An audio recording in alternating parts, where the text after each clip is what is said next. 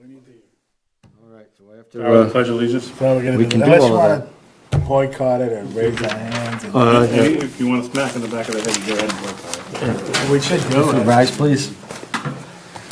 I pledge allegiance to the flag of the United States of America and to the republic for which it stands, one nation, under God, indivisible, with liberty and justice for all.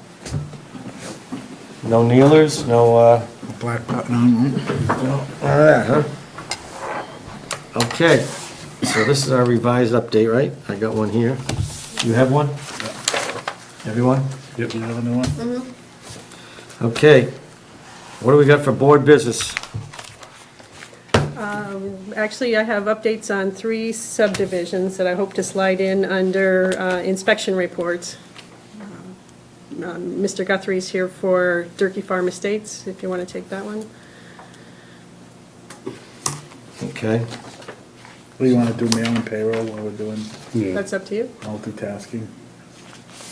We got a big agenda here. I wanna try to get out early tonight.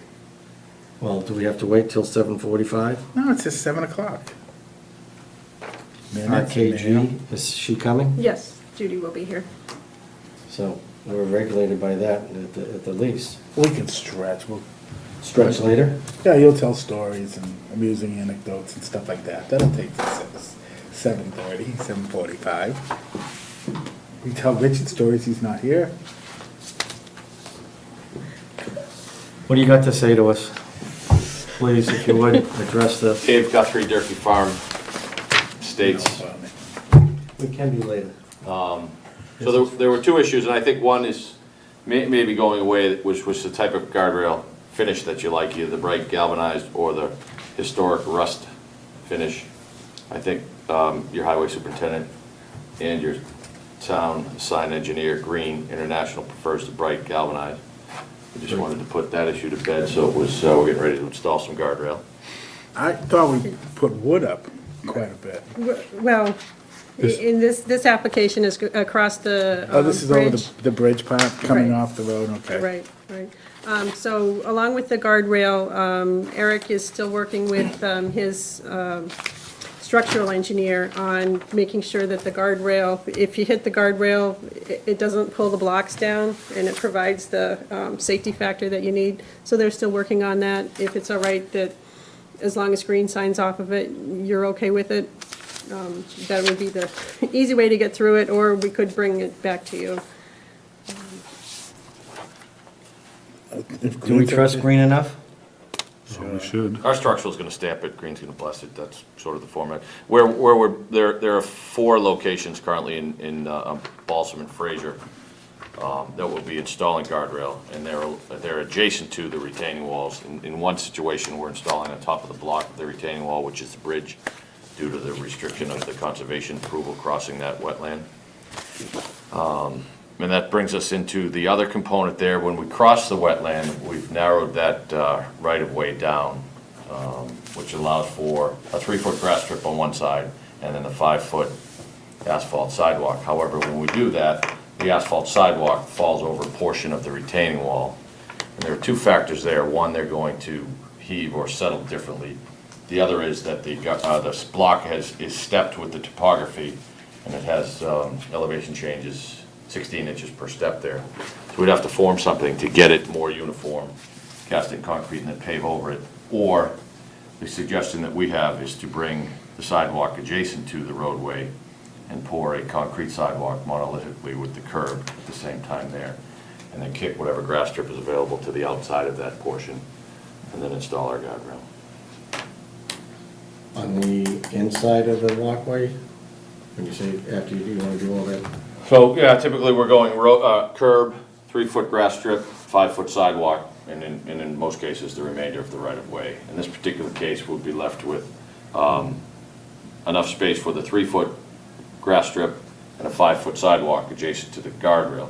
We're proposing to flip the sidewalk adjacent to the curb line, change what we make it out of, cast the sidewalk and the curb instead of a Cape Cod berm and a concrete sidewalk. We cast it all at one time, creating a concrete curb in that 50-foot section. But where does the guardrail end up? Still gonna end up on top of the wall. Guardrail's not gonna On move. the outside of the sidewalk? On the outside of the sidewalk. You're gonna have No, a no. 3-foot. We'll have some portion of it, it's not quite 3-foot strip of grass, because what we had there was a portion of the sidewalk over the concrete block, the retaining block. We won't put grass over that, it just won't take. So maybe narrow, we may end up stoning it, but we could work that out with Jim Clyde with whatever's remaining there. We should flip-flop them. Yeah, but that would, I don't imagine that someone said, obviously it's there to, I just thought the guardrail should be closer to the road as opposed to on the other side of the sidewalk if kids are heading to school and Yeah, but someone's. you need two guardrails then, because you still need the kids not to fall off the other side of the Yeah. bridge, so. Well, one's a guardrail to keep cars from running off the edge and the other one is for pedestrians, correct? Well, if we could cast, that's why we get away from that Cape Cod berm, which allows you, or even slope granite in that particular case, which allows the car to pop up on it. And when you get into that curb sidewalk configuration, what you get, sometimes you'll see is that horizontal, the vertical curb, instead of the slope curb. You'll see a vertical 6 or 8 inch, probably 8 inch exposure. Yeah. Which prevents the cars from hopping up on the sidewalk. So in this At an particular angle, case. I mean. No, it's straight up. No, straight up. So in this particular case. No, I mean, the vehicle going at an angle will climb it still. Straight at it, it makes it a little harder to get Yeah, up. it's more of an urban, you see it everywhere where sidewalk is adjacent to roadway. You see that vertical curve. In our particular case, we propose to do it in concrete, pour it monolithically, which would keep that relationship of curbing and asphalt from having that gap, which would either weed up or separate on the DPW, because these roads will be presented for acceptance someday. And I think Jim's on board with that one piece. Think, or you're curb. sure? Well, I'll let Myron speak for him, but I'm comfortable that he's on board with that. We had multiple site meetings with him, You can make your vote contingent on him being okay with it, he's on All right, now you're vacation. gonna, okay, your final curb height is gonna be 8 inches above finish concrete, or finish, but, well, I think I would defer to DPW director for what he wants there, and even Green International will pour whatever they want. Whether it be 8 or 10, 6, 8 or 10, whatever they want. well, it fell off a 10-inch curb, I didn't like it, but, long time. Your mother dropped you a few times too, but. She threw me down, she didn't drop anything. Yeah, I think that, so what we've been doing is dealing with those guys on a regular basis, and it's been going very, very well. From your staff in town hall to your groups in the different departments have been great.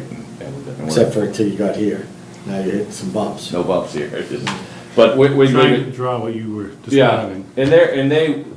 we need permission to flip-flop the grass strip and the sidewalk from you folks, because it's a deviation from the plan. What we do, and the finish being concrete, I think the details of the devil there, we could leave to work out with your DPW director, if you're okay with that. If I got it right, and I'm okay with it as you've described it, so. So that's gonna be, what's going on?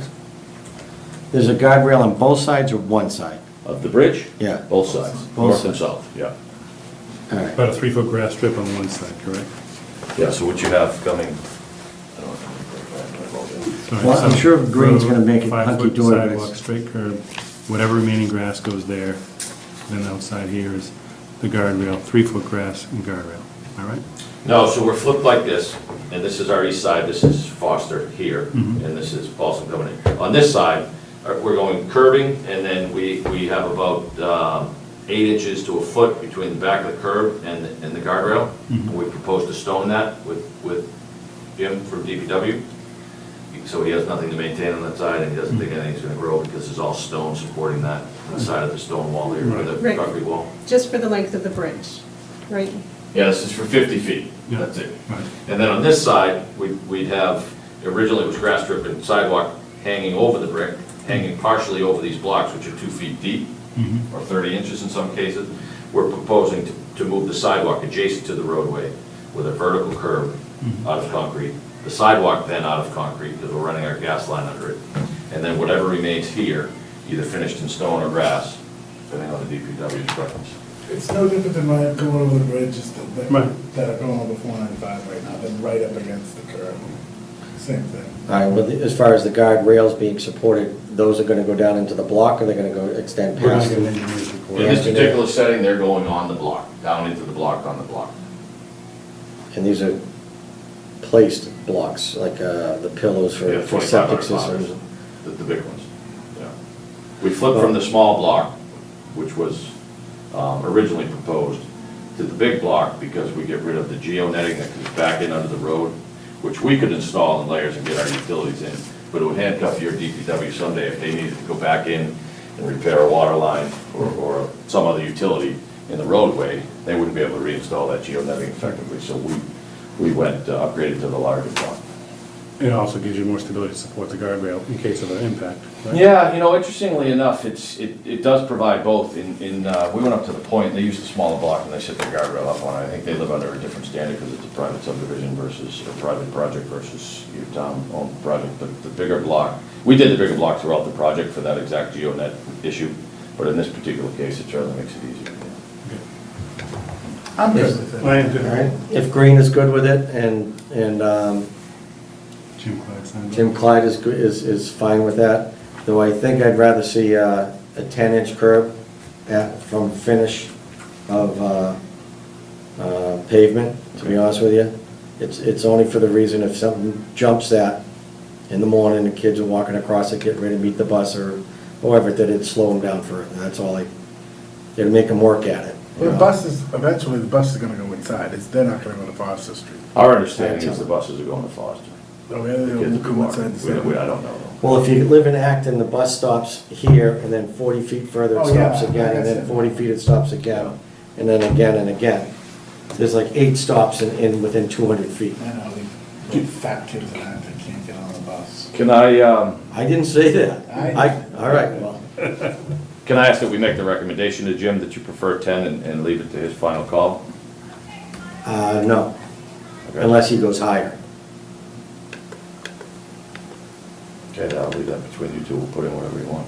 I just want the thing to be taller so that for, So you're looking for safety of the children crossing? that's the only reason it is, because the guardrail's to the far right, so if Are you you jump the okay with curb, that? they're running, We are. that's just We my, can- we can pour it. 10 or greater, greater than 10 or greater. Yeah. 10 or greater, please. From finish, Finish Right, asphalt to top of curb. Okay. correct. Okay. I'm okay. Do we need to make a motion on that, or are we okay? I have your direction, I'm good. Right, okay. And we'll, as long as you're fine handling this as a field change, Absolutely. Keep moving. sounds good. Yeah. Anything else? No, we're That's it. right, Galvy on the, Yeah, no, I saw we're it. good. All that we've done now. How do you figure? We said have we gotten, all right, you're good? I'm great. We're good? Thank you. Thank you Bye, very you're much. handy. Appreciate you sneaking me in. Thank you. Bye now. Uh, Bills and payroll are coming around. Going back. Thank you very much, that was quick. Board member updates. Is anyone members of any members who doesn't want to be members? How about yourself? Any meetings over the last month? I went to my first CPC meeting. How'd you like that? It went well. Good. Yeah. Lots of good Informative? conversation. Yeah. Aggressive? Yeah. Yeah. Projects. It wasn't bad. Okay. Yourself? I've been busy at work, so I haven't had, there's no other boards that I'm on currently. Let's see what we can work out. No, that's good. I was part of the library site selection, but thank God that's, Okay.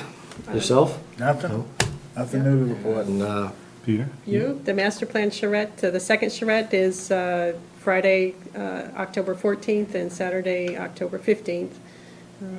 correct. Sent you flyers, and they're posted on the website, and Keith tweeted it, and it should be hopefully everywhere by now.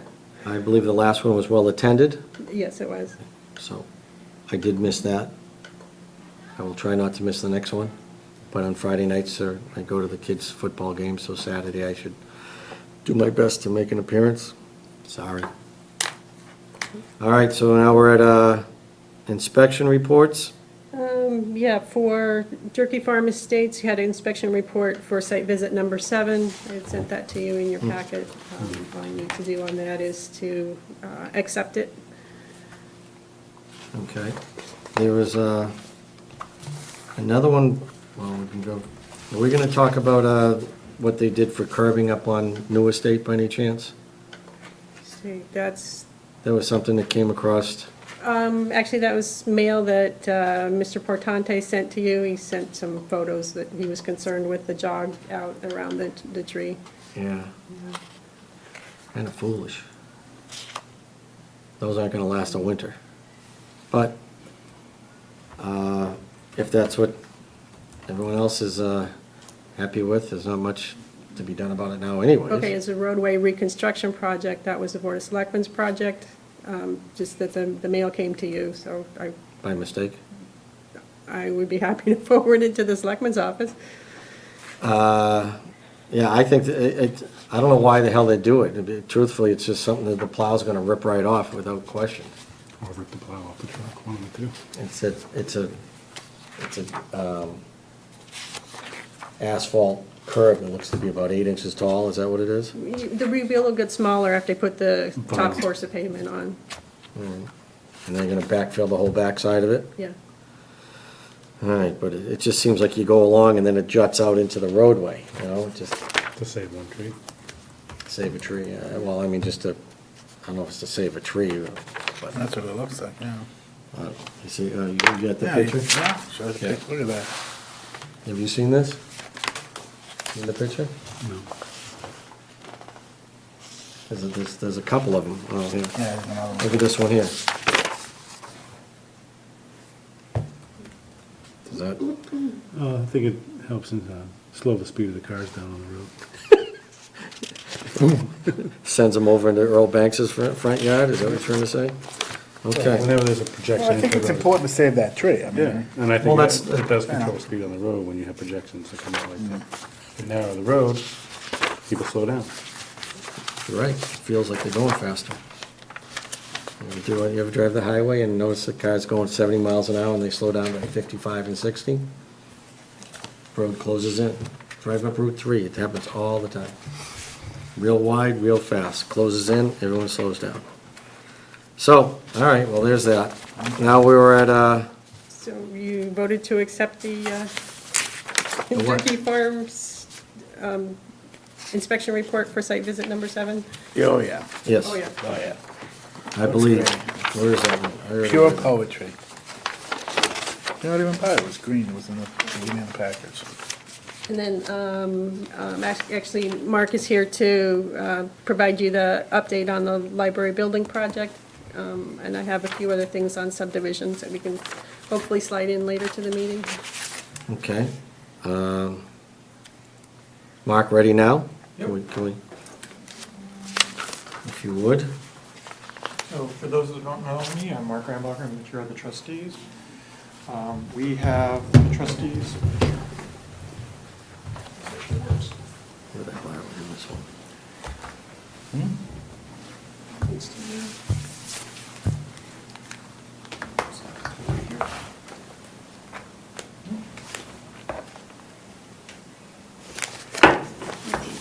I have your project page. Yeah, that was good. So the trustees voted last month to pursue a new library on the slope site back here behind the town hall. This is the basic building plan. The building is a 24,500 square foot total building.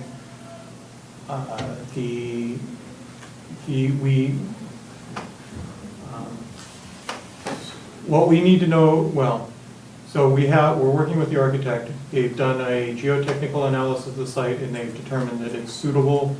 We are working to get cost estimates and we have to do a topographical survey for the final architectural plans.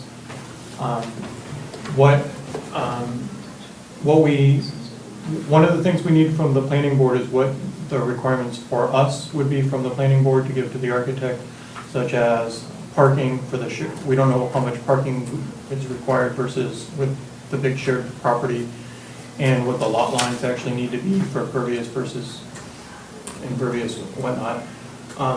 You can basically see kind of a red line up there that cuts towards the corner, it goes diagonally through the corner of the ball field across the parking over to the fire road and back to the fire road. That is roughly the site that we figured that we needed, which is about 2.5 acres.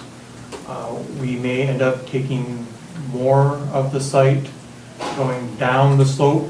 Not that we need it, but we get reimbursed by the state for the library parcel. So if we grab more land, the state will give us more money theoretically. So. Do we have any, So do we have any wetlands issues? The building is outside the 100-foot buffer zone. That road is, I think it's at the 25 or 50-foot line of the buffer zone. It's actually an existing road now, so it's just making whatever the improvements are for that road. That road is just for fire access. Now, that road is not a road now, it's nothing more than a dirt path, correct? Well, it's drivable. What, four-wheeler? I know when they did the geotechnical analysis, they drove back their equipment back there, so. How many floors are gonna be exposed at the back of the building? The building is 2 floors. One, if you look out, I actually have the other pictures. See if I can find them. So this is looking out the parking lot. So Street side. this is street side. I don't know if we have a picture from the back or not. It's another view from street side. I don't have a picture from the back. There's another, yeah. It's a 2-floor building, So this building is gonna end up being 24,000 square feet? yes. The building that you're in now, how much floor space is in the one you have now? 17,000? It's between 15 and 16. I'm not sure, yeah, well, it's between 15 and 16 and a half, depending on who does the counting and how they count. So, Okay. How much of this is gonna be administrative, and how much is actually gonna be used for the storage of books and that type of thing? Out of the 20, how many thousand? so on the let me see if so this is the site plan for the upper floor. Everything there vertically is book stacks. The stuff towards the front and to the right is the circulation desk, bathrooms, administrative offices. The area to the far right is the young adult area, and then there's there's cubicles or tables, reading area there. And then the other floor, everything on the left-hand side is the children's area. The big room on the front right is a meeting room, another meeting room. Then there's the historical room, and across the front there's, going from the right, is a meeting room. It's either historical room or bathroom in there, and then the maintenance building, the maintenance equipment type thing, all the controls. There is a little bit of storage on the left-hand side in the front, I believe. And the stuff across the back is open with reading areas. What is the height from the street, the parking lot, down to the existing ball field? I What is do it not from? know. And your projected cost of this is what? So we haven't had a formal cost estimate yet. The architect has done a cost estimate of around, if we built it in July, of about between 15 and 16, I don't know the exact numbers. Million? Yeah. Why'd you start it out at like 7 million? We didn't actually start out with any numbers other than what numbers we were guessing, so. The cost to the town is, of the 15 million, the town would be on the hook for about 8.5, or 8.5. I don't know the exact numbers. And this one is 23,000, the new one. 24,500 is this plan. 24,000. And you presently have really 17,000 is what the first numbers I heard. It seems to be dropping, but let's say 16,000. So that's 8,000 square feet. You're adding to this an entire new structure, Yes. all new infrastructure, all new heating and plumbing and cooling, 8,000. So it's gonna cost us $8 million for 8,000 square feet. No, Yeah. no, because you're actually gaining 20, we're building an additional 8,000 for the library, but we're not doing anything to the existing space. So the existing space can be repurposed for council on aging and park and rec and whoever else needs space in the building. A whole new building. Awfully big, another, whole other set of maintenance, and I personally don't see the value of $8 million for 8,000 square feet. I think we could turn around and add on to what we have there now, without any question. So we actually pursued whether to add on to the existing library, and the cost estimates that we were getting showed that it was going to be just as much to do a renovation in addition to the library as a new building.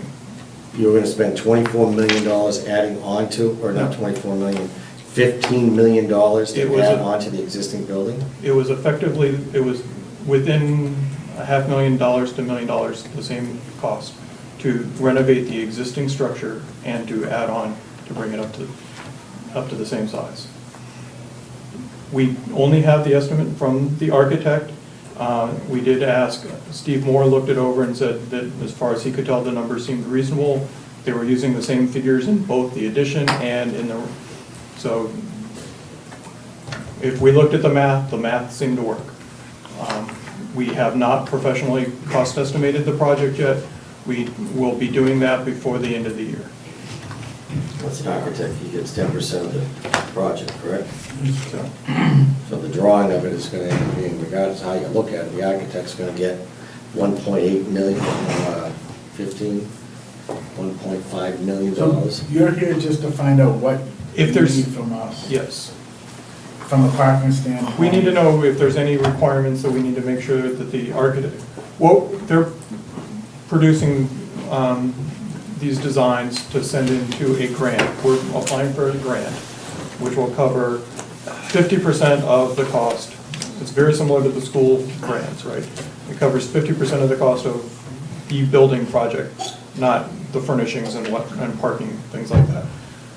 So if there's any requirements that you would be putting on us, we need to know for the architect so that they can design and account for those before we submit.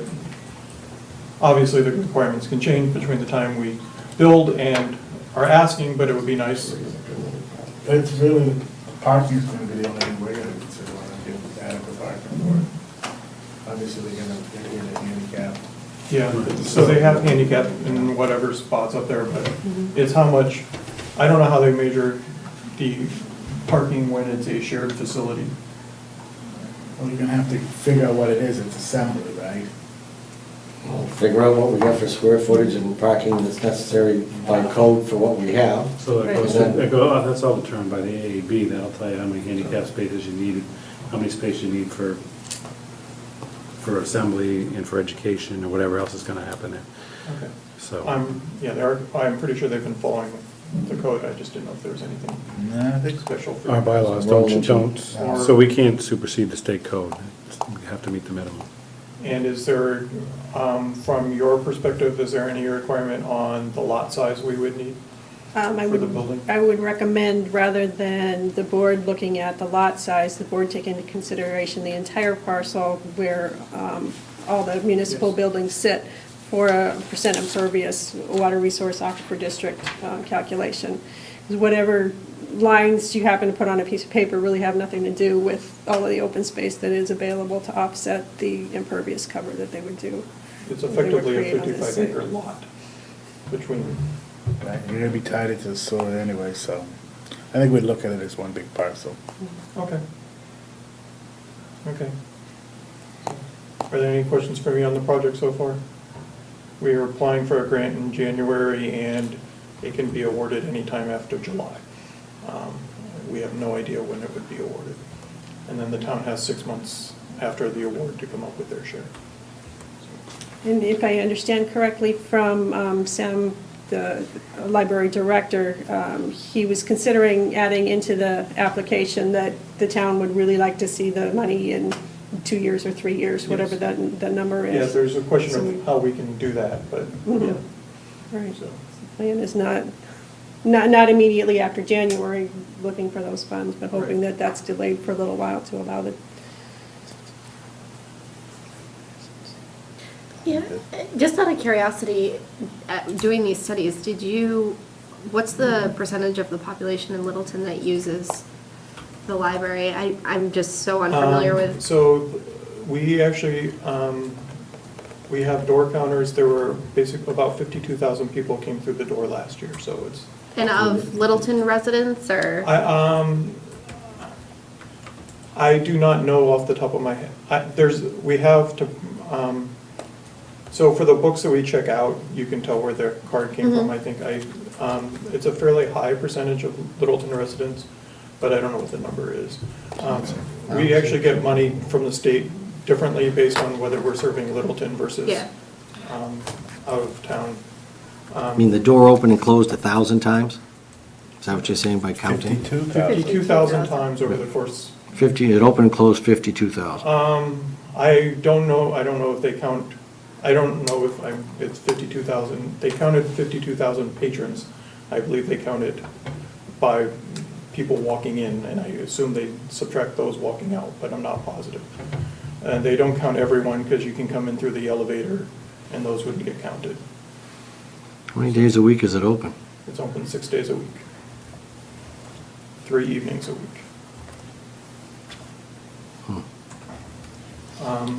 The circulation is around, I don't remember the exact numbers, but I think it was about 175,000 items or so we circulated last Oh, year. wow. Does that count things that come in, that gets checked in that go back to other libraries, or only thing that's shelved in Littleton and stays in Littleton? I do not know. I don't remember. We have to do reports for the state that contain all those numbers, but.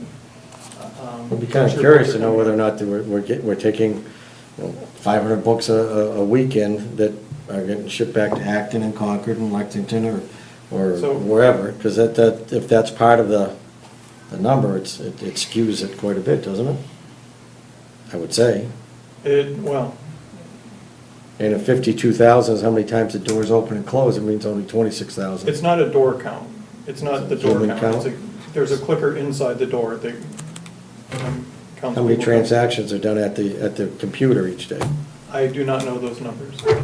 Those are all numbers that Sam would have. Yes, there are a lot, all the circulation numbers and everything are reported to the state, so we have all those numbers. I just do not know what they are. All right, thank you.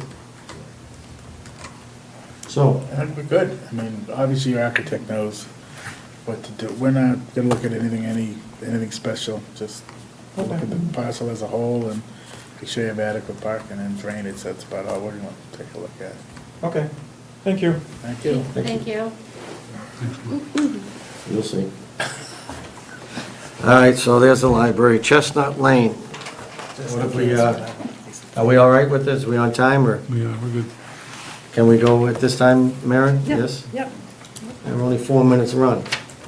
You could have grilled him a little more, maybe, ask him a couple more questions. I got most of the answers I was looking All right, for. that's good, that's good.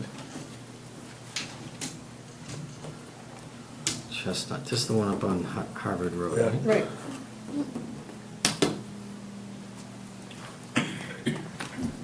Seems like it's somewhat different in California.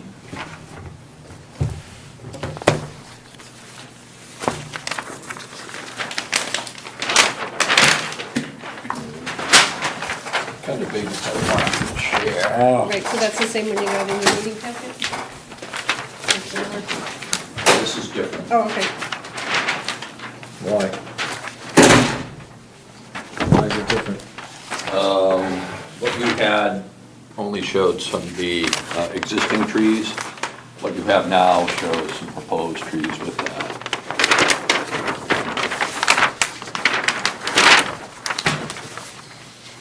Good evening for the record. My name is Jeff Hannaford, representing the applicant for construction of Chestnut Lane. It's my understanding that the builder, Ron LeBlanc, had come in, speaking to Aaron, had some discussions about plantings of trees. There was a site visit and a punch list put together on items relating to the construction of Chestnut Lane. One of those items had to do with the tree plantings. So Ron was following up on that line item, and he located the existing trees and had discussions, I think with Aaron, and I'm not sure who else. But we were asked to come in tonight to discuss the status of that. So what I did was I took Ron's plan that was in your packet, and on this plan, the trees that are shown in red, there is a little key down in the lower right-hand corner. The red trees are effectively what's existing. The green trees are what we could plant to supplement a few that have died, and also to meet your requirements on spacing. So that's what we're here to discuss tonight.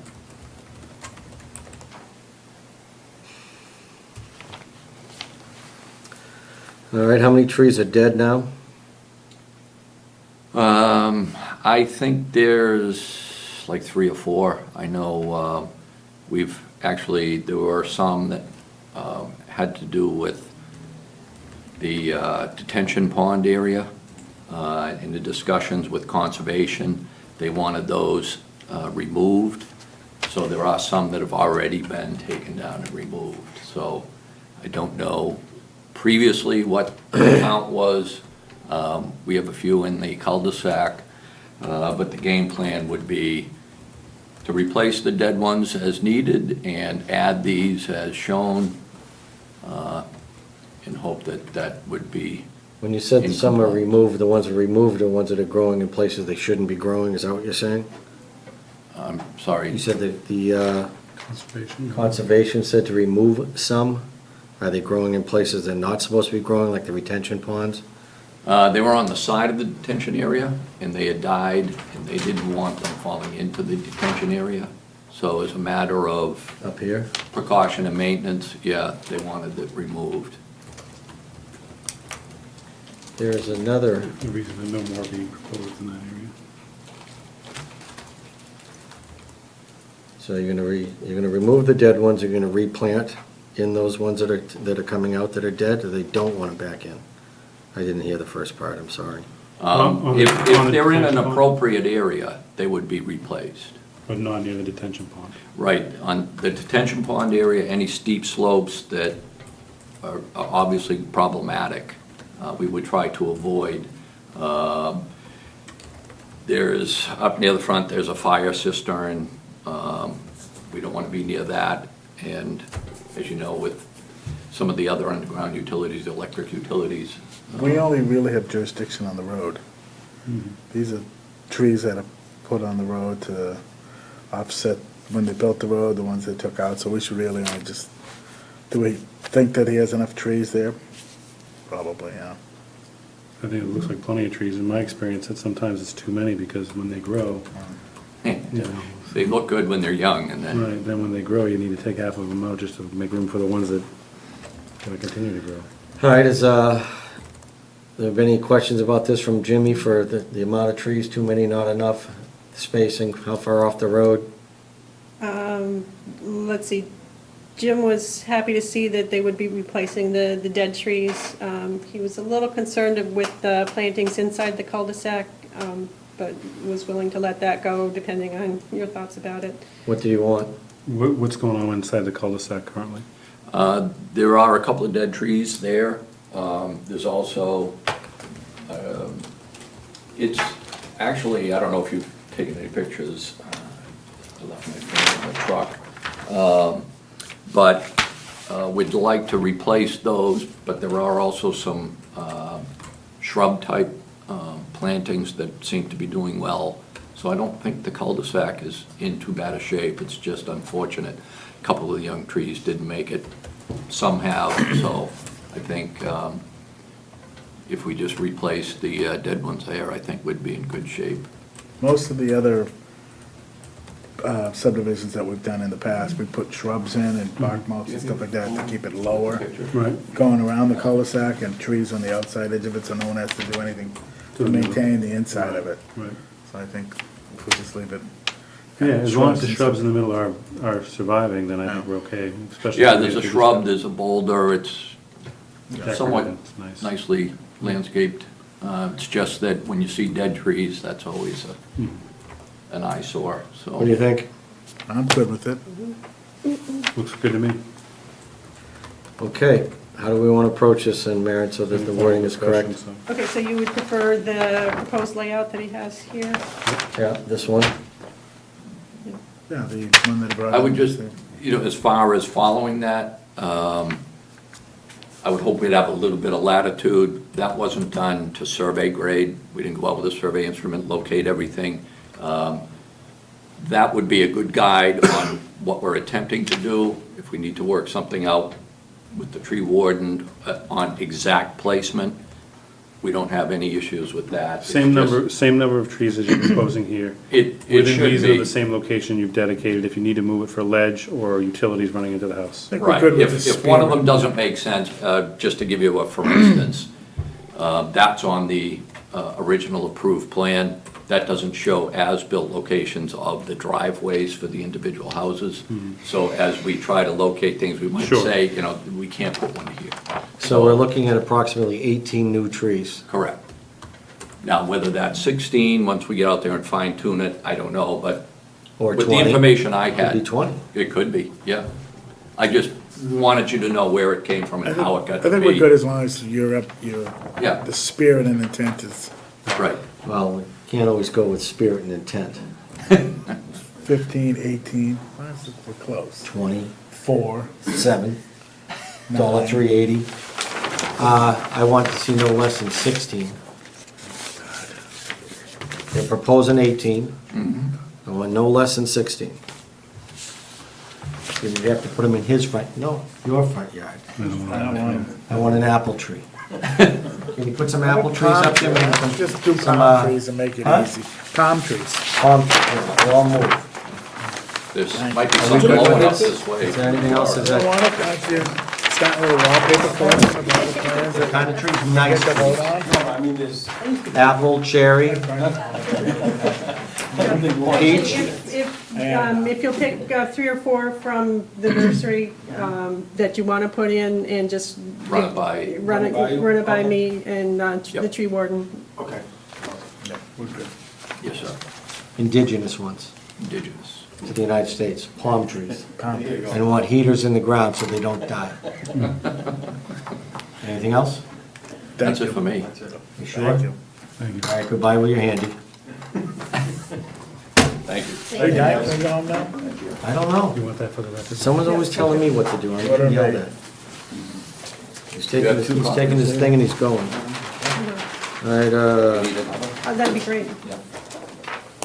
A&R Buckley Road, Right, Webster. thank you. Why did you come up with Weber? Yeah. It says Webster. I didn't say Weber, I said Weber. You said Weber. I didn't say That's Weber, why I asked she it. said Weber, I said something Oh, else. what's this Okay, then? great. No, what do you want? Sherry, just a minute, do we have a signed application? I have no application and I have Okay, no. little girl? Pick the tree already? Play this. You don't have an unsigned it? No. Here we go. Huh? If we don't have something signed, then Shall we we're give not. the candy I back? would ask you that when. What's when I that? said- You want the candy back? No. Can I run up and get it? Where are we talking? What's left on our agenda? We still gotta wait for our KG, right? Right, right. If you hustle yourself, Upstairs? or whatever you gotta do to get what you need, as long as, because she doesn't show up in the next 10 minutes, she's out. Our Is KG? this open? That should do the one next to the, Can we go into, I don't have any blank forms. quiet Second mode? Let me step. go off air for a moment. Huh? Let me go off the air for a moment, or, I don't think we can go off the air, can we? I don't Just call, know. It's a public Take a meeting, I guess we break. can't, right? Probably let not. me call the engineer. We can go into executive session, can't we? Nope. No. No, you can't. No. How about, underclassmen session? There you go. You can't do anything. I don't think we can shut it off either. While we're waiting for Sherry, let's see if she gets an application. There were two more subdivisions that I could use your input on. Give me the Milky Way ones. The Snickers ones. The Snickers. What do you want? That's better than the other. Oh, Snickers, yeah. Thanks. What kind you like? I didn't have anything to eat. No, I'm good. Need these that give me the Milky Way. hole in the head. I like the Snickers. Yeah. right.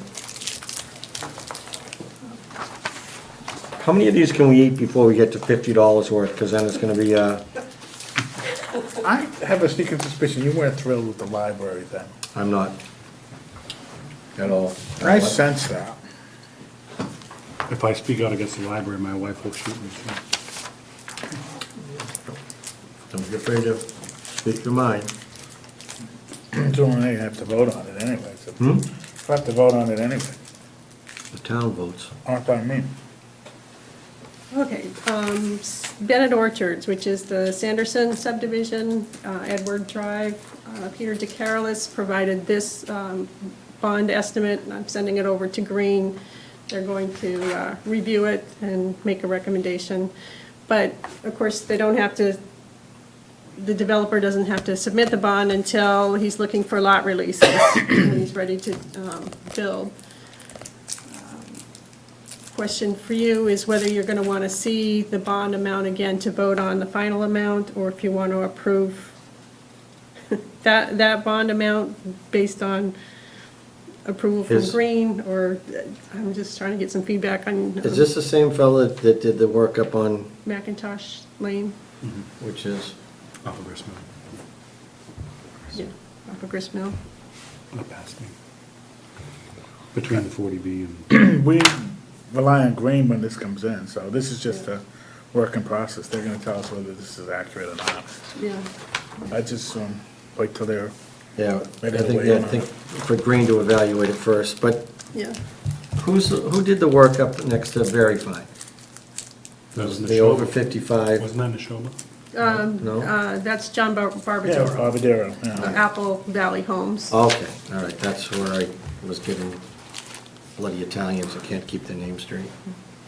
Barbadero. What Okay, is that? so anyway, Irish. Peter DeCarolis said that he's going to be starting the tree cutting out up there fairly soon. So Green will be on board for their first inspection as soon as they, All right, I'll eat them. It's enough. as soon as that's called for. Here we go again. So there's that one. There's also Wellington Drive. If you remember, Steve Marsh's 5 or 6 lot subdivision off of, at 120 Goldsmith Street, off of, yeah, off of Goldsmith Street. Hi Judy, how are you? You're late. I'm sorry. He's been like this all night. Discuss this later. So go ahead, I want to get this. Yeah, so we have a new submittal from Marky and Ruben that include responses to all of the comments that Luke had. New set of drainage reports, new set of plans, but technically, the request includes waivers. The waivers seem to be related to the width of the roadway, but since your vote said no waivers, I wanted to run it by you before Yeah, we'll leave it at figuring out that. what direction to run with I it. disagree. Because in the conversations that we had the fire chief here at one time, and the conversation was to limit the width of the road, but making sure that the access was still provided. So we could narrow the road, being a private drive, a private way. So the road could be narrowed as long as the compaction was the width of the emergency vehicle to access the Well, what's he houses. asking for changes? So, well, That's the difference. Well, I don't think there is a difference. I think if you look at the original proposal, it shows the road width that we approved on the plan. It just didn't get spelled out in the approvals when we voted. Right, because when we wrote the approval, we didn't have a detailed enough plans. We did it backwards. We did the approval, said the final subdivision is gonna look like either this or like that. Now we have the updated plans. I think it would be correct to say you had no plans. And my question to you is whether just to have Green review this new set and come back to you with, if there's any discrepancies or any additional comments, or if you need to reopen the public, or open a new public hearing on this. Well, we got, a few of the things in here are, they've addressed them. In the red is they're addressing the issue. Right.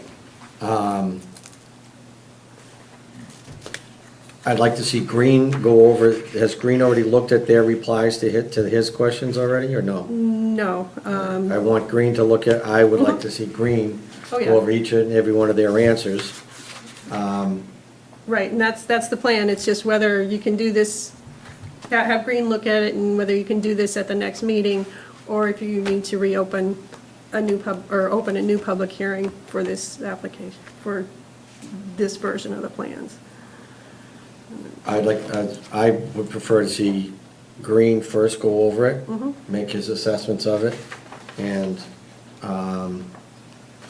we'll look at it the next meeting, and if things aren't copacetic, then we open it up to another public meeting. Here. So I agree. I'd rather err on caution here as opposed to, I agree that we should have Green look at it, and I would also say that it leads to a greater discussion that we should have regarding the bylaws for subdivisions and what is written and what we approve and how many times we grant waivers. And at some point, I think we need to get closer to the bylaws and further away from waivers. We don't normally grant waivers on a brand new subdivision unless it's like pavement stuff or.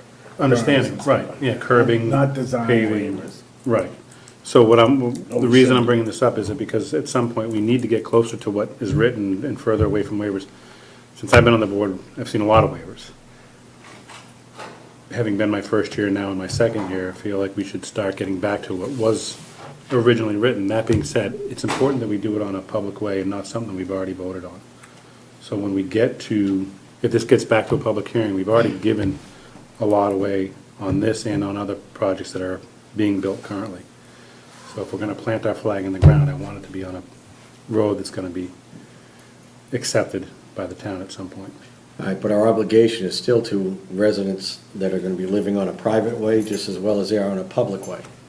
So if you look at it from their point of view, the people are gonna buy these properties, they're gonna wanna move on something that's, well, it was gonna be 20 feet, well, we're gonna give them 16 because there's dirt on the side. You guys keep, it's private way, it still has to be built to subdivision standards in Okay. order for him to get the frontage. All right, so with that being said, and he starts reducing widths of roads and He's making it I up with believe he's gravel asking or- for 20 feet, right? Correct. Yeah, so, Right. But once again, as long as it meets that criteria, I don't have a problem with it. But I don't want to just start passing, like, as in your instance, you said, start giving waivers all over creation. So sooner or later, you gotta say no.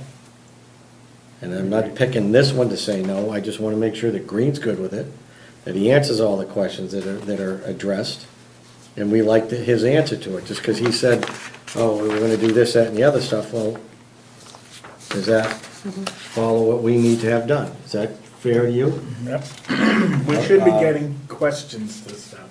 They should either do it or not do it. There shouldn't be answers. We shouldn't be having to ask this many questions.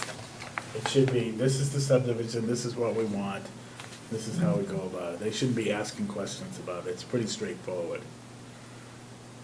Right? And we got Green, who obviously is doing the peer review in order to know our laws for the ones Oh, yeah. that we're not as, I mean, Right, and that's one of the reasons the comment letters are always so long. He said, this is what your bylaw says, this is what the request is. Some of them he'll provide your, recommendations, some he just says he doesn't care, it's up to you. yeah, just, it's like, how do you know your attorney's lying to you? Your lips are moving, right?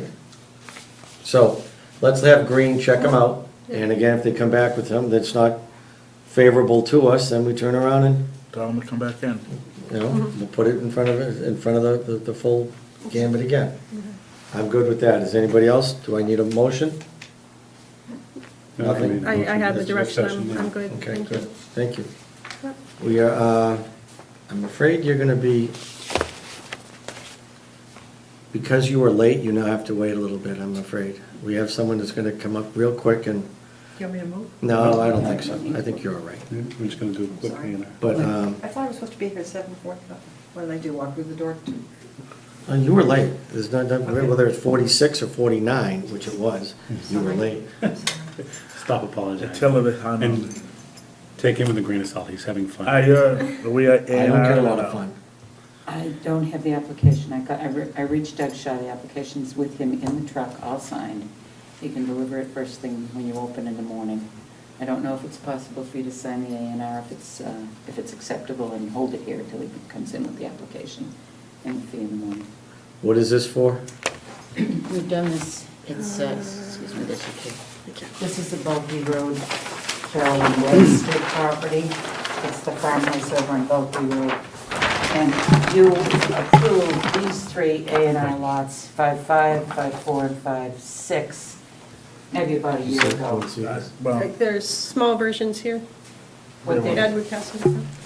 what they're simply trying to They do weren't now is carve off the homestead, the Webster homestead lot from the rest of the backland, most of which is wetlands, in order for the kids, she's elderly, and she's supporting two disabled family members. They want to keep the house separate from the backland. I think her son Lyle is going to take over the maintenance, because the backland's all in 61A and forestry, and he has to take over for her anyway, so he's going to take the back. Lyle Webster? Yeah. Nice But- gentleman. But this is all A&R. I mean, the homestead lot, which is 5-7, which is the one we're looking to have approved, has requisite frontage, shape, and size.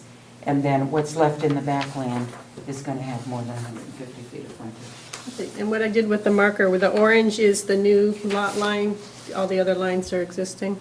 so this used to be the whole piece. Right.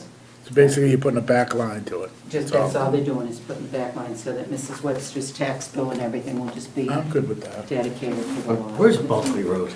That's the road off of Crane, right? Okay, where's Crane? It's down there, right after the train station, you take the, you take the. Oh, yes, all right, It That's heads to Bulky. Crane, right? I know who lives back there. All right, now I know where it is. It's got plenty Headed of into the back frontage, box, right? It's headed toward Boxford. Yeah. Okay, it's got plenty of frontage, everything around it's fine. I think if the application's gonna be here in the morning, tomorrow you'll hold this until the Myron application. can hold it until you actually bring it Yeah, in. I'm sorry about that. He asked me to cover because he got called for cleaning up his kids. the septic is on the lot, everything's hunky-dory. Everyone else is, that had to do. I mean, it's an anything? existing, the septic's there and everything, not, all they're doing is breaking off the back piece, My last one. keeping it basically the I same. didn't bring the pen down. You didn't bring a Mylar? The Mylar's here, I forgot to bring the pen down, I can go get it. I can go back and get one. Tell me when it. Can't sign, Next to my phone. because I said you can't. You know, if you're gonna make us jump through hoops, you should bring us better candy than the Halloween pack. Have discussions. I shouldn't even be eating it, but it's still the idea of it. All right, so we'll sign that when it comes back with the correct pad. Thank you. Are we signing And you're any gonna hold it? paper? Yes, I'll hold it. Will this work? If you sign a couple, Paper. Felt? If it's not wool, can it be felt? It's a pilot. blue pen? Stone Temple I Pilots, think it's remember supposed to them? be, yeah, I think they're all supposed to be black. black. Sorry. We sign everything in blue so you can tell that it's not a copy. The I thought paper copies you can sign in blue, Right. but the Mylar should be signed in black. I'm pretty sure. All right. Where's the paper ones? Are they in there? We'll just sign it all when she comes back with that. Like, now, that's all we need to do with this, correct? Right. All right, so we can progress on with, We're done. what's 80 King Street? 80 King Street, that's Carl Strathmeyer and the minor chord. His update is that he's still waiting for the greenhouse to be demolished. They found asbestos in the glazing that you use on the windows for the greenhouse, You know so. any young kids that like throwing rocks? So he asked for it to be continued until the December meeting, so it would Has he be- reestablished the parking in the front? I mean, eliminated the parking in the front? has not done anything with the parking design yet. But has not changed that yet. I'll put it.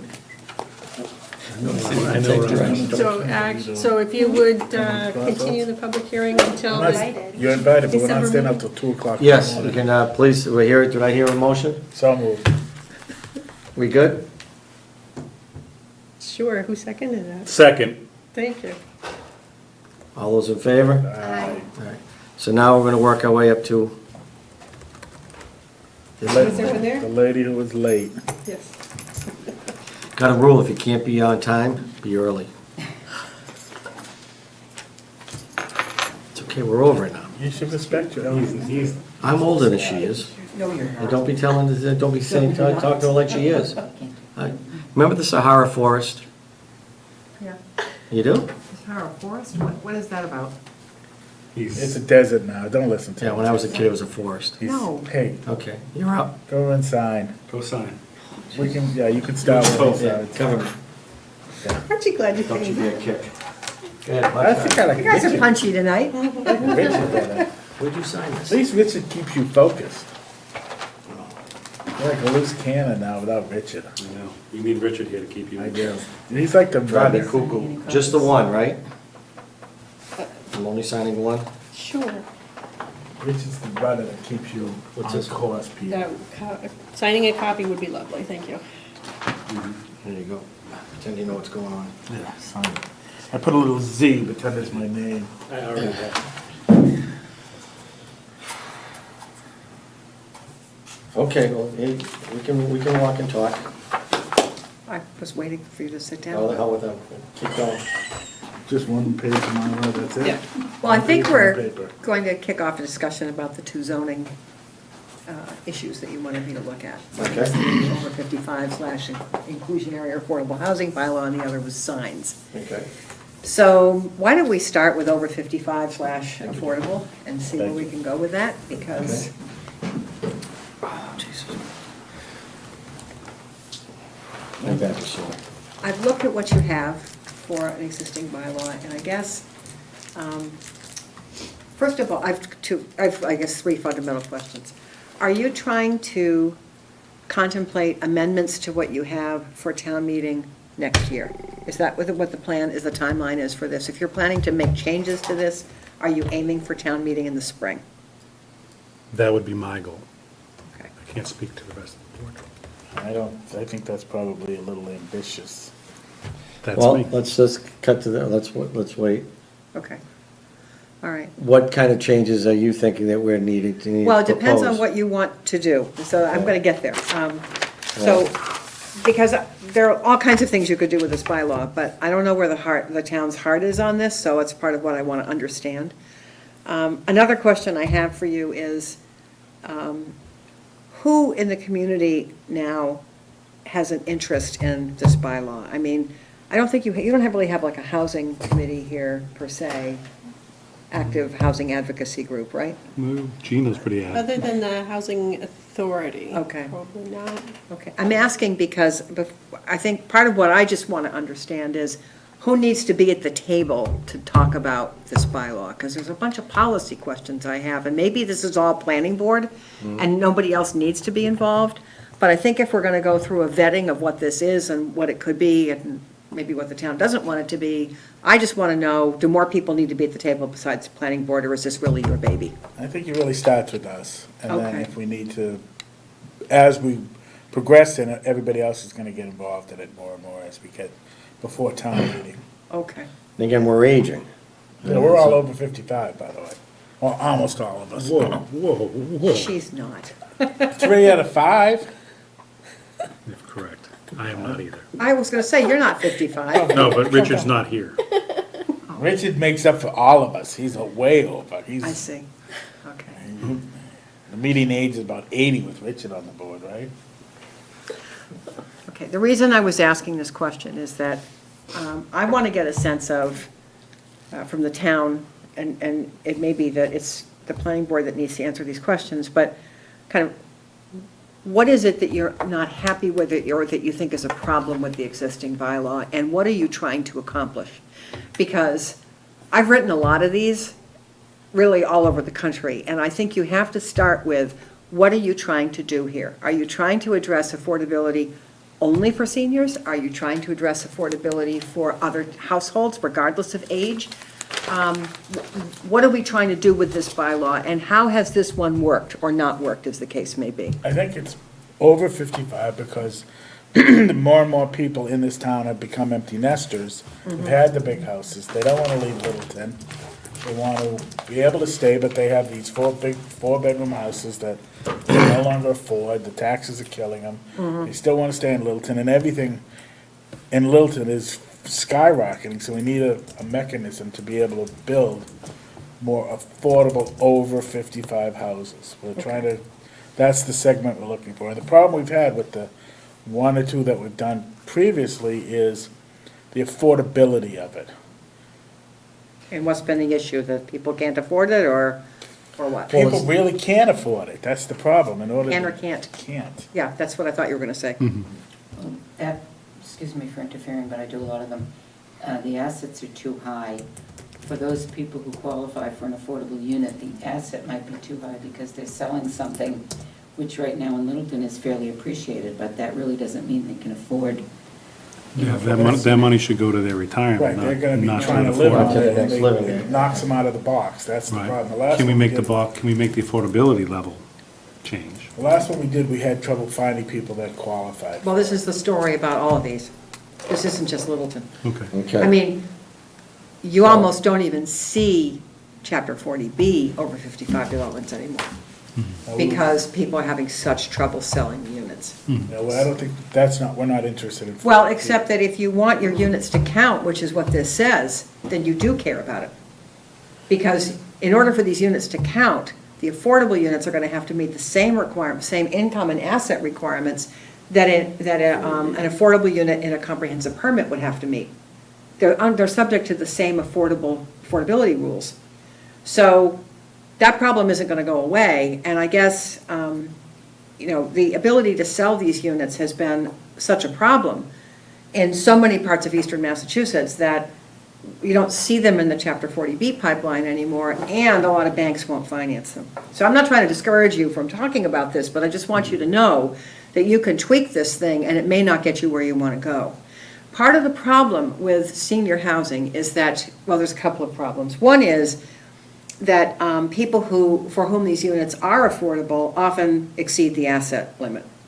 Then you have the group that may have the assets, but they don't have the income to qualify for the mortgage and pay for the unit.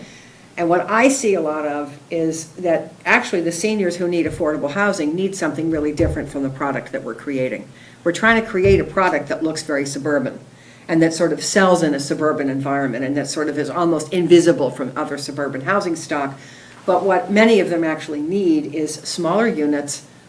They need rental housing, they need managed housing, and they need monthly housing cost that's lower than a typical Chapter 40B unit. So to get all of that, you end up having to have a conversation about density that really oftentimes is just more than a town like this is ready to tackle. So that's why I'm just trying to get a sense of what you're trying to. I mean, if we look at what we're looking at with Cooper, they're showing a pretty substantial density in their 55 and older. No, it's the same that you've been doing. You allow It's up to 12 three units per times the 5 number. acres. Yeah, you allow 3 times the number of units that you could do in a conventional subdivision. Okay. So I just want to Just understand what because, you're trying to just do. because we stayed over 55, it doesn't mean, and say it's affordable. The idea, I think, is to build, instead of saying 3 times the amount, we might want to go to 5 times the amount, or 4 times the amount. That way we can put more buildings on less land, still tighter together, have more open area by putting them closer together. We now can do shared septic systems, which is going on all over creation. So now we can start making them affordable, but not call them affordable. So people are actually. So the only thing that's gonna happen, and I agree with you, I like the road you're going down, is that we're gonna lose to be able to, we're not gonna be able to count. You won't be able to count them. Right, but once again, even though we can't count them against the state rules and regulations for 40B and affordable, all the other stuff, which but we still have an obligation, as far as I'm concerned, to the elderly in town, regardless of what else comes down the path. We have, I believe we do have an obligation to them, just like to our veterans, and I don't wanna go down that path, but that's that. So if we can turn around and say, all right, we're gonna make the density for over 55, we throw away the part of the affordable on these, or now we can sneak one in that is totally affordable, because instead of 3 on one lot, we got 4. So that last one is bonus, okay? If we can change it that way, does that, now it opens up that the builder's not taking a bath, the people that are buying the other 3 of them that are market rate of sorts, and the other one sneaking in. Well, so the whole And that's idea, still getting us 20%, Right.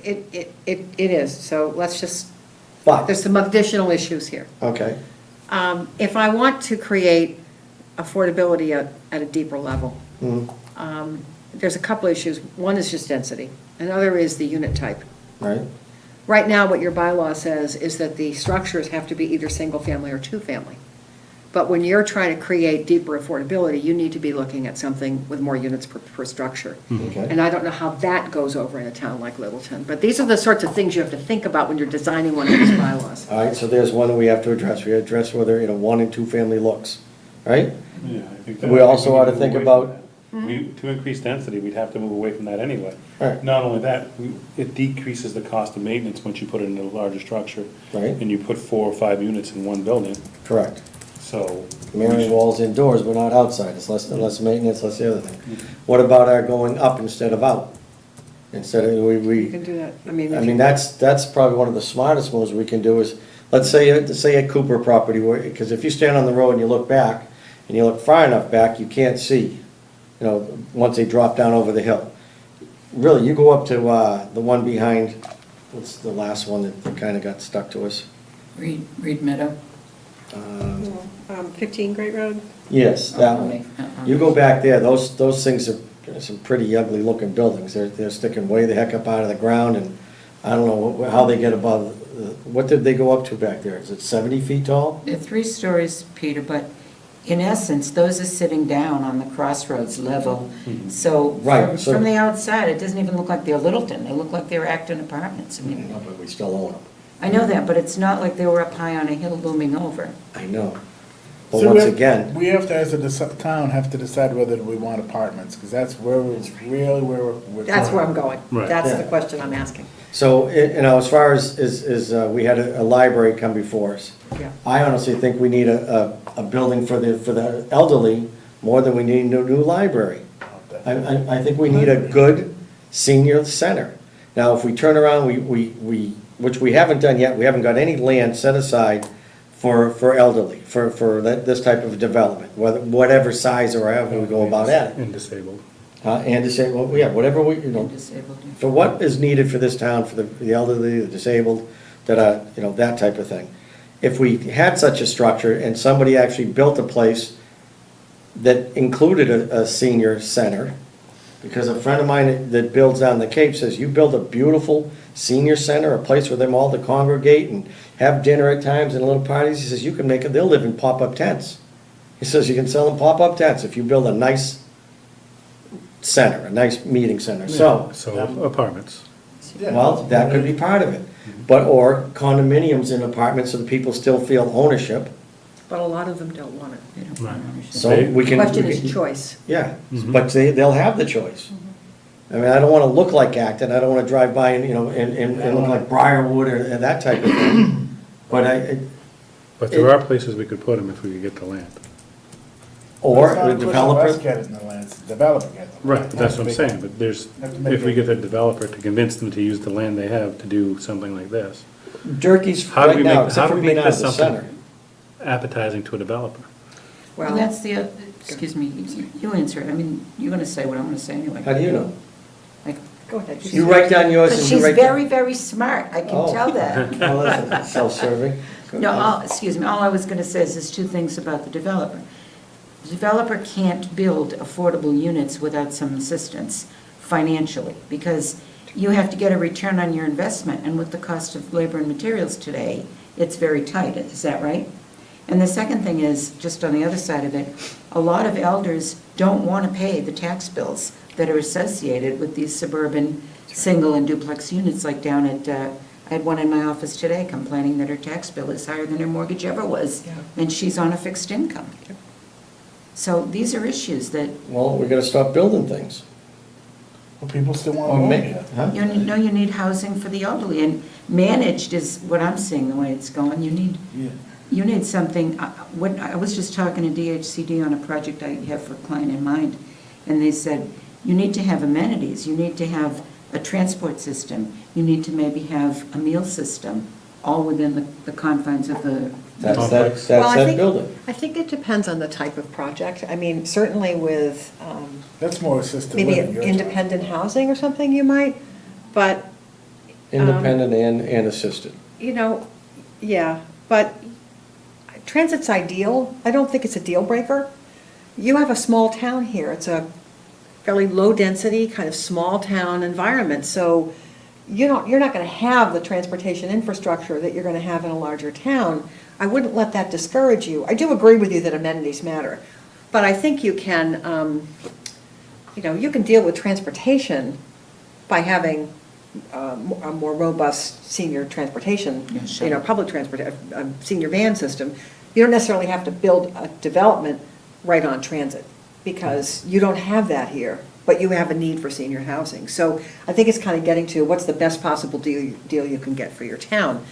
Okay. They do need financial support, but it depends on what kind of project it is. If it's an ownership development, and you want to stick with sort of the density that you have, and maybe create deeper affordability, thinking about having land the town owns, that maybe you acquire a site for a senior center and you set aside some of that site for senior housing.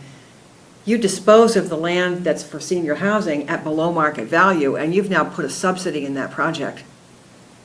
You see what I'm saying? Yeah. You write down the land value and you've created a subsidy. It's not the same as a cash subsidy, but, so that gets you to a certain level of affordability. If you're trying to get to more deeply affordable units for people who really don't have much, then you're probably talking about, land given at below market value and a subsidy. But you can't even get the subsidies for these projects unless you have a local contribution, because the competition for things like low-income housing tax credits is so intense that you have to have something that you bring to the table. So there's a zoning issue, and then there's a strategy issue here. And I know you've hired me to deal with the zoning, but I can't help myself. It's like, I want to give you something that's going to work. What about if you increased the density but kept it as a rental property? Well, Say you go like Ed was talking, say maybe you go to 5 per unit, but 2 of them have to be affordable and have to be for rent as opposed to. you won't get for rental sale. with that kind of density. You really don't think so?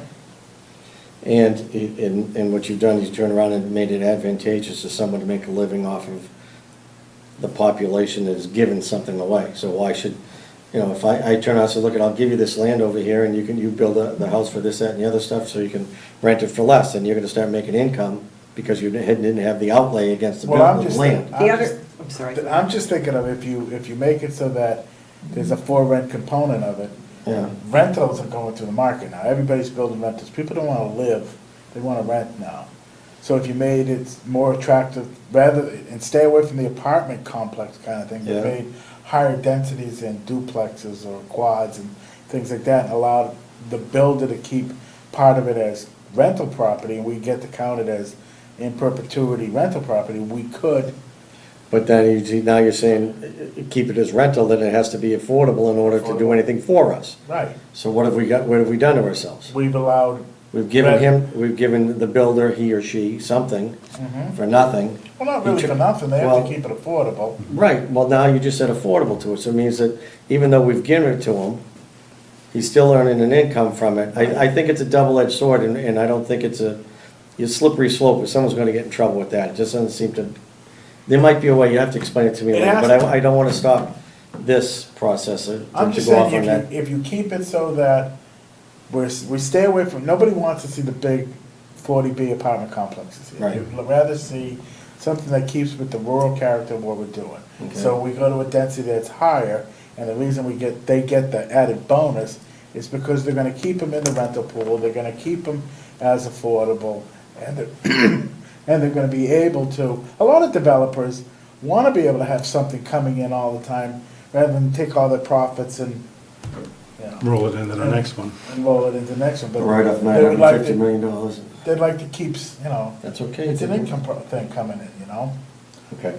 I'm just saying, I there's understand. other ways to do it, aside from making just apartment complexes. All right, so across the country, you've dealt with this, and you kind of, I mean, again, this is just, you know, 4 people's opinions, and 5, and Marion throws in there, makes 6, against 9,000 other people that live in town. So I think that's kind of, I would hope to think that that's the gist of what people in town want. They want the elderly to be able to stay, we want to make it affordable, we want to find a way how we're going to approach that, what do we need to change as far as our bylaws? Is it more density for something along this line? That more than likely is one, without question. Whether we raise the heights of buildings for these issues in order to get more up as opposed to out, there's another one. And what's the, what's one other thing that, everyone goes with 3s, but I'm happy with 2. Is there a third one? Well, I think some of the other things, well, there's another thing in here. You have a minimum 5-acre tract size for your over 55 developments. Okay. You don't need to do that. I mean, you can actually provide for, I would just get rid of the land area requirement. Let somebody, because a small project, you want small projects, then don't require much land. Right. And sometimes the way to do maybe a small congregate, that was the other thing I wanted to talk to you about, was building types. But to do a small congregate development for maybe 12 seniors, you don't need an acre. I mean, you don't need 5. So I'd get the land area requirement out of there. Okay, make note on that, please, if you would. The other thing, we used to have a requirement in Massachusetts that senior housing had to have at least 5 acres. And so you still find this in some bylaws, but that's gone. Legislature finally woke up one day and said, well, that's not smart, so got rid of it, How but, many years ago was that? oh, God. That they woke up, because I've never heard of it. This is really new to me. You know, Have you ever been to the State House? You know, they meet for 5 minutes every once in a while. well, Where you going? We're starting to have fun. I gotta put a baby to bed. All I right. think about, Shake me now. I think about eras of zoning legislation in terms of who was in the governor's office at the time. All right. And it All seems to me as though it was Romney was in office when they did that, but I'm not sure. right, well, Sure. I don't know. But that's 20 years ago, so that's right. It's time for them to wake up again. So, one of the thoughts I had was, if people, I think there is a lot of concern in Littleton about the kind of housing that gets built here and sort of how big and what it looks like and so forth. And I don't want to, to scare people or anything with some of the ideas that I'm bringing up here.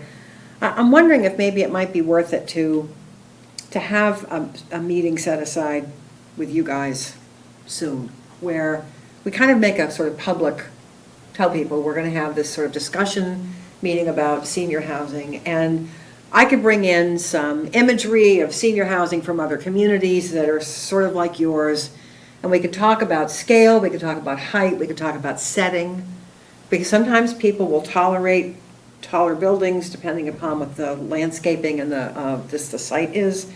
Maybe even some, a couple of examples of projects that were done on town-owned land, where perhaps you did a senior center next to housing, or simply made town-owned land available, so you had the zoning, and now you had a subsidy, which was in the form of a, written-down land cost. And let people kind of see things, so we can get a sense of what is the tolerance here for So this would be building types, because I don't think you can get away with that. I don't think you can get away from that without, if you're gonna try to update and make a bylaw that works better. So you're talking about a public forum. Yeah. I think I that's a mean, good idea. But I'm see, looking at you because I'm like, it's like, I should have talked to you about this, but it was just. No, I like the idea of the public forum discussing senior housing with us up here and getting as much feedback as possible. I mean, if we pack this room and it's all seniors, that's the best thing that can Well, happen. it is the best thing, right. And I think that if you tell Gino and a few others, I think they would pack the room, and I think that would be. But I'd also like you to have some form of thing that we would like to talk about. I just don't want to Well, throw a right, no, I think- puck in the middle of the room and say everyone skate for it. yeah, the problem is you're gonna get people from all over the place. The problem with the senior. So if we hit the things we were just talking about, height, density, land area, and subsidies. It's design, it's setting, it's density. That'd be great, if you could do such a thing. Outline it, Mary, and just make sure, and then when we run the meeting, we make sure it stays on those items, you know? Very good. What do you think? You like that idea? I do. Mark? Yeah, my only concern is that always in the past, senior housing has been for people that are always been in Littleton. It's the people that have the big houses that have been in Littleton for 50 years. Are we addressing those people, or are we putting senior housing here to get people from other towns to come here? Well, there's two issues. This is another thing, is who you're trying to house. Don't you like me throwing you the nice, easy ones to hit out of the park? Well, here's the thing, you know, there's one way to look at it is, we have people who've lived here for a long time, and they want to stay, and they want a place to downsize, and they don't have anything to downsize to. That's one group. There's another group that really doesn't need affordability, they just want scale down. There's people who need affordability, and then there are the people who live here now, who are my age or maybe a little bit younger, who have an aging, a really old parent. Like, I'm just sort of I'm grandma, right? I'm not great grandma yet. So, you know, the younger, the 45 to 54, 60-year-old people in your community have parents who are not necessarily here, and they need their parents to come here too. So you can't sort of limit it to people who live in Littleton, even though that may be your target. But that's a different, what you're looking for is like Deaconess, for instance, has different kinds of places you can go. You have a affordable assisted living where Some of that your is, parents are. some of that. Right, I can understand what you're trying to say. You want to be able to have people who live here now want to be able to bring their parents into, The community. Not the everybody's community. looking for assisted living. right. Right. But Not when you get everybody over is. 65, 75 years old, you need to start thinking about. Eventually Well, you that's the will. same thing where we had Eventually you will. with the accessory bylaw and stuff, you know, in-law apartment type thing, where, Right. which is not run properly. And at some point in time, you actually made the suggestion, well, we should make some of those, it either has to be a blood relative or functionally dependent upon the other person in the unit. It doesn't say the person in the smaller unit has to be functioning on them, it could be the bigger house functioning on these ones. So, and what they call functionally dependent, by dictionary statements, doesn't always match what, you know, the Board of Appeals has decided what they believe is to be the definition of it. So let's assume that you build one for your parent passes on, now you've got a 2-bedroom, 1-bedroom, whatever, and you can't rent it, you can't do anything with it. That's when you made the discussion, the statement a while ago about, well, that can go into affordable housing, or affordable, Well, actually, or, I don't know if you said affordable. Not deed restricted. Yeah, not deed restricted to that, that's what you need to do, there's probably a dozen of them down in Lake Matawanaki, at least. And there's probably, maybe one of them is legal, I know mine is, but there's a dozen other ones down there that are illegal.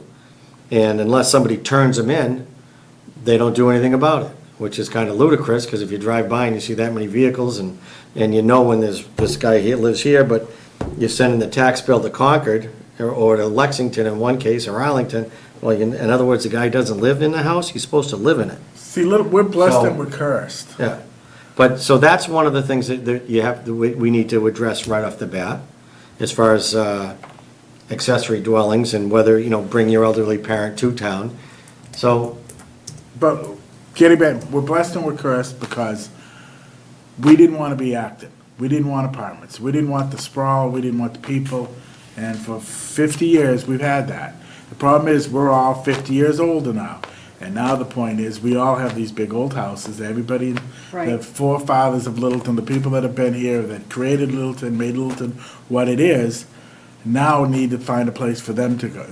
Their kids are gone, they're out. So now we have to really, 50 years later, we have to address apartments in Littleton. I hate I to don't- say that, but I think we do. Well, I think really, the issue is it's not one product type. Right. It's, you know, like anybody else, people, you know, some people in their 30s want a single-family home because they're ready to have kids. Some people want a condominium. I mean, it's not just because you're old doesn't mean you have one product type that Right. you're looking for. Congregate housing is great for some people and not others. Not everyone's looking for assisted living at the age of 80, but they might need independent living. Right. So and that whole industry is changing too, which is the other thing that I think is not really reflected in your existing over 55 bylaw. You're really talking about houses, is what you're talking about Because that's all here. we've ever had. We don't Exactly, have apartments, we don't have condos, we don't have. You don't have any of that stuff, but, you know, people's needs change as they age. And so the bylaw, the way it's written right now, doesn't really reflect that, and I don't know how far you want to go, so, because I don't want to impose a bunch of ideas on you guys. On the other hand, Well, if you don't give us any ideas, we don't have anything to go with. I understand that, so knock I'm 'em trying to out. figure Have out at the it. tolerance level. That's why I'm saying, can we have a public forum to talk about density, design, let's- setting? Okay. And even just some demographic stuff about, you know, what are people's, how do people's needs change?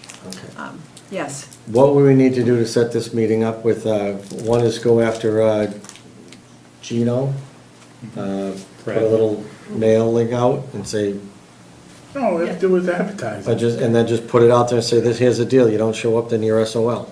No, well, it's gonna be a drawn-out Fine. process. We start the process by having a public meeting and see who shows. Yeah. And take input from them and. Yeah, and see how many people show up for the, Yeah, we don't have to put flyers in it, we just put it, the television will tell them. Between the television and the. Okay, so, Right. are you good with, The question is, how busy are we and when do we wanna schedule? Yeah, that's what I was gonna ask you.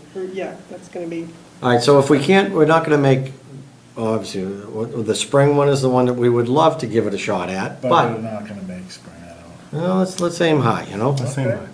Let's see what you can put to work, you know, from, to paper, and we can So any address. email suggestions that you have, that you communicate, she'll disseminate it to us, so if you want to communicate, we can get a Do you footprint wanna or a try to be layout. on November 6th, 7th, whatever? Well, my only, that was, I was looking at the November, because your first meeting is your meeting is the 3rd, right? right, and I have, we have the fire station, we have Wellington Drive, we have, And I've got Westford. okay. I'm in Westford that night, so I didn't know if you wanted to do this at a You're doing it regular. Westford.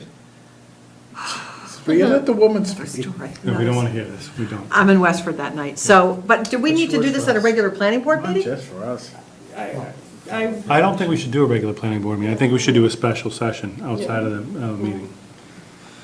Okay, let's see if. And I am willing to give up the night of my gun club meeting if that would be the date that would work, so that'd be good. So the following Thursday. What are you smiling, all the meetings are over? No. Unless I win the big buck, it doesn't really matter, because then I don't get the money. So if I get the biggest buck, then I get it. Just, okay, we good? We know where we're going with that? All right, so, okay, and I have another question.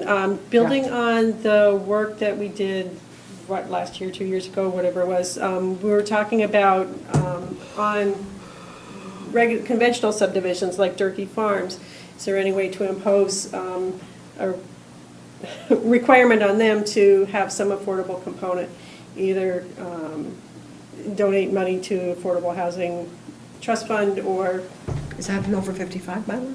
No. No, we're no, we don't we're have asking- we anything don't like have- that now, but. Well, I Every mean, time- that was every time- that was We're one of my looking first for- questions, right, was do you want inclusionary zoning to apply to other types of housing? well, every time we turn around and you say, you know, impose this, impose that, it's all ends up dropping back down to, you know, the sale of the house. If he says, well, if you want $5,000, a house lot goes into the purchase, or into an account for purchasing senior land for seniors, or recreation land, it's just the same as with the pole, Right, and in order to avoid. Cell towers. Right, and in Right. order to avoid that, you give them one more unit per. Yes, all right, so, yeah, all right, so, and if that turns out to be the case, and that's a substantial amount of money. I mean, one lot's $200,000 in Littleton, correct? So $5,000 a lot isn't really anything to some of this stuff, but again, if you just did it on each lot without something else, giving anything away, that just gets added on to the cost of the house when they sell it, it's that simple. Well, So- only if they can, I mean, the market's the market. Right, I mean, the you- direction before was looking for a whole number of tools that Right. developers in the town could use together to create affordable housing. And And then my question for you, is that a direction you want to go with it?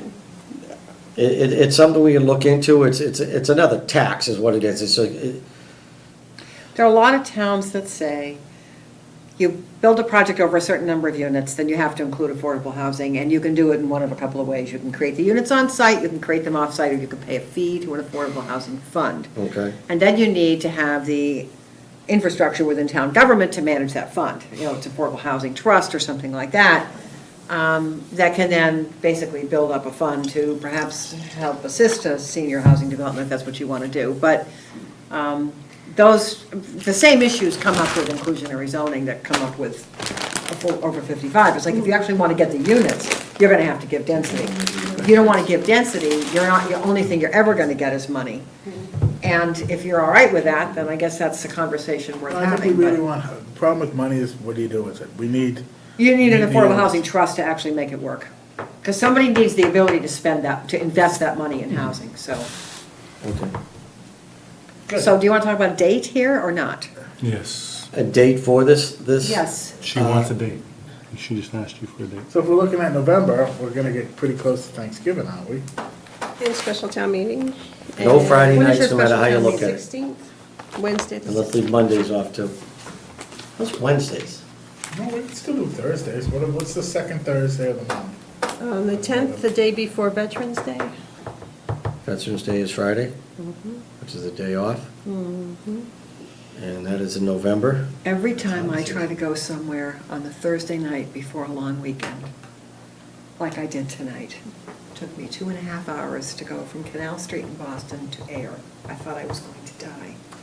So, this is my. The third week is, What that's kind of not car do you drive? The Thanksgiving. night after Thanks. A Corolla, The it's night nothing after town fancy. meeting. I'm actually on the vineyard all week, that week, not on vacation, I'm working on the vineyard. I'm not on vacation. The third week in November?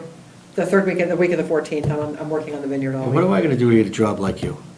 Westford, the Vineyard, Air. nice air, you know, Oh, the hot spots. nice traveling. What do you So, wanna do the second week of November, that Thursday? Well, why don't we do see the if we get 10th, some, The following day is Veterans Day. What is it? Are you? They just are gotta people what about the going out of town? 21st? Put What 10 about units Monday on the top of the 21st? library. Put that, Sean Keenan.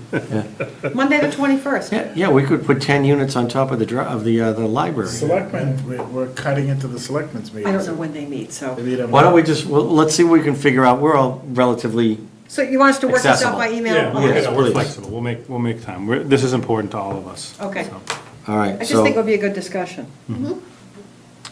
So, do you have bandwidth tonight to talk about the sign bylaw, or are you guys done for, I don't know where I you think guys we're are. done. Wait, before you say we're done, the only thing I would like to say about a sign bylaw Yes, is make sure it's something that's enforceable for our enforcement agent, which is our building inspector. That's the only thing I say. Who's already I'm in said charge he of won't enforcing the enforce sign bylaw in the city of Newton, I know, and it's impossible, yeah. It's Why very so? difficult. You don't Because- have time. Reader's Digest. because you can't do it. You don't have time. As a building, we have one building inspector for this town that's booming. There's no way he can go out and do a sign. And he's already said he can't. He's already. Right, he's so the sign against it. bylaw, you need to be able to put somebody else on it and make it simple and straightforward. None of this sandwich boards can go here but not there, you know, neon here but not there, and don't do zones. And you need to remember that in Newton, they have the blessing, being a city, that their zoning ordinances don't have to go to the Attorney General for review. So they can adopt all kinds of things that may or may not be legal, but in your town, when you adopt something like this, it goes to the Attorney General for review. So we better darn make sure that we don't write something into it that might be very enforceable, but totally illegal. So, because Is it because we're a select board? It's a town, it's you're a town. Yeah. So what are we gonna do to be a city? Why can't we just say We need city? more people. You don't want people, No, we don't. Well, why can't we call ourselves city? because there's actually a number law- associated with yeah, it? there's a population threshold for a city. Well, if, you see, we had 175,000 people or something like that go into our library in 1 year.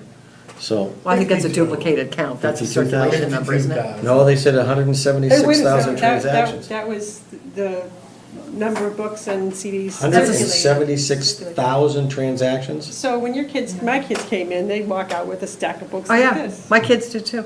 Still? Your kids don't know how to read, that's why you don't get it. I have kids. I was capable of. So let's just leave that alone. We're not gonna go I think we're there. done now. I think you are too. Over here. Just one in the middle of your forehead. So do you want, okay, so we'll work on a date for the forum. So My kids are smart. should I plan on being back here in December? What do you mean? At the December meeting? Because we do need to talk about the sign bylaw, Right. and do you want me to come back at the December meeting, we can talk about the sign by law, and by then we will have had this forum, and we can talk about where you want And to any go. discussions you want to have about the Yes. sign by law, I'm happy to talk about, That's- and I will share with you. Okay, that's, You be careful what you say to him. He doesn't take direction. okay. He'll have a I'll take discussion the- with you, I'll have but he discussion. won't be directed. I don't take I, on that note, I think Don't we're take down. orders. Motion to adjourn? So moved. You can't make your own motion. She did. She's not part of the We've board. already adjourned. This This is is like, informal, right? We did already adjourn. I think she is. Thank you very much. We need to close this in Did a you see it? we need to close it in the proper form. I'll go for your knee if you want. Bring you up in charges. We're closed. What proper? You've never had proper form. Hysterical. Motion to adjourn. So moved. All those in favor? Aye. So Thank be you. it. Now you can flick the switch. Now we can really talk. Flick the switch.